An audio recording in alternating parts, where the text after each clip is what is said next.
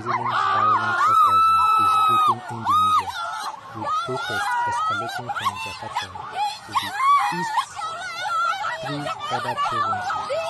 The situation has descended into complete chaos, leading to government buildings, including the local parliamentary building, being attacked and set on fire. The violence has resulted in at least 3 deaths and several injuries after people were forced to jump from burning buildings. The protests were initially sparked by the government's perceived centralization and statism, favoring high taxes and severe austerity measures that included a 30% cut to the financial budget. The unrest intensified following an act of alleged police brutality where an officer killed a taxi or a delivery driver. The speaker highlights a core issue of government hypocrisy and mismanagement. The government popularist, which was built on a nationalist and patriotic image, is now declining. While normal citizens face a cost of living crisis, the budget cuts, the government is reportedly offering politicians a monthly housing allowance of $3,000, nearly 10 times the minimum wage, funded by taxpayers' money. In an attempt to control the narrative, the government is also said to be paying content creators $9,000 to produce pro-government content. As the situation worsens, the government has taken drastic measures. The police vehicle has been driving into a crowd of protesters. The Indonesian army, armed with NATO assault rifles, has been deployed to the streets of Jakarta. Furthermore, there has been a massive crackdown on the press and media, with nearly 1,000 persons arrested in Jakarta alone. Political leaders are now in danger and have been advised to stay at home for their own safety, rendering them unable to even hold an emergency meeting to address the crisis. Economic management. As you can see, they are burning houses, infrastructure in the city, and many other things. Government corruption. Politicians are accused of being hypocrites, alleging paying themselves a monthly housing allowance of $3,000, nearly 10 times the minimum wage, with the taxpayers' money. Police and military response. The government has responded to the protests with force, with online videos showing police vehicle driving into the crowd. The Indonesian National Army, armed with NATO assault rifle, has been deployed to take control of the streets in Jakarta. Nearly 1,000 persons have been arrested in the capital alone. Information reaching press media states that the government is attempting to curb the protests by allegedly paying content creators $9,000 to produce pro-government content that will sway away public opinion. These protests began over public anger at lawmakers' proposed monthly housing allowance of nearly 50 million rupiah, about $3,000, far beyond what ordinary citizens earn.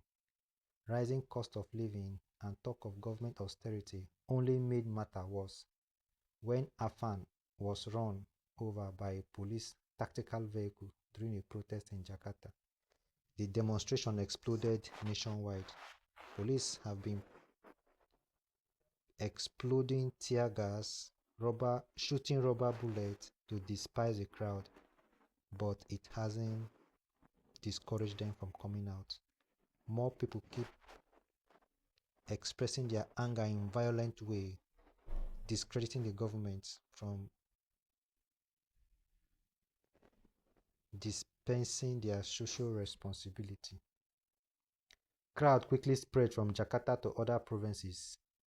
In West Nusa Tenggara, Central Java, Pampanga, and West Java, Cirebon regional parliamentary buildings were stormed and set ablaze.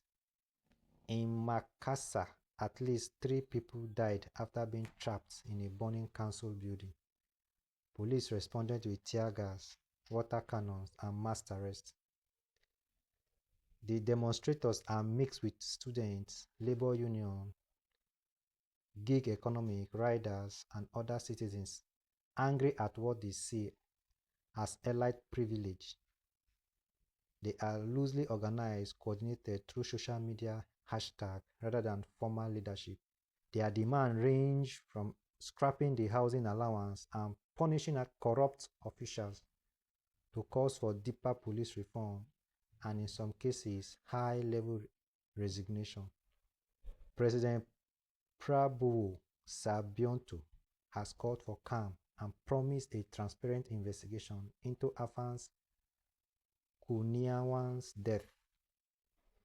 National Police Chief Listio Sigit Prabowo announced that police involved in fatal accidents have been detained pending investigation.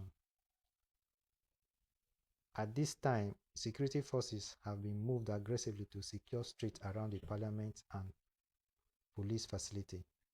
On the ground that Jakarta has heavily choked points around the national parliament and mobile brigade headquarters, bus stations and stops have been touched, public transit services disrupted or curtailed. In some cities, local government offices have been targeted as symbol of political privilege. Right group says hundreds have been detained and were warning against excessive force. Meanwhile, online videos of the fatal incident are spreading fast, fueling anger and mobilizing more protesters, even as authorities try to restrict live stream and clamp down on street violence. The unrest is starting to wrestle in the Indonesian economy. Markets dipped and the rupiah weakened, and officials are working to stabilize conditions. If protests continue, expect tighter security around government complexes, transport hubs, and media buildings, along with fuel, coffee, and temporary shutdown. What happens next depends on several factors. Will investigation into Afian's death result in real accountability, or will it fail? Will the government seize or scrap the housing allowance to cool public anger? Will the movement maintain its momentum through student and labor coordination or lose steam under pressure? This is a stress test of public trust in Indonesia. What began as a pocketbook issue has become a national reckoning after one deadly incident. Whether it cools down or escalates further depends on the credibility and accountability of the government. We hope that the government will take action and curtail this movement before it spreads to an unimaginable scenario like the one held in. Thank you for watching.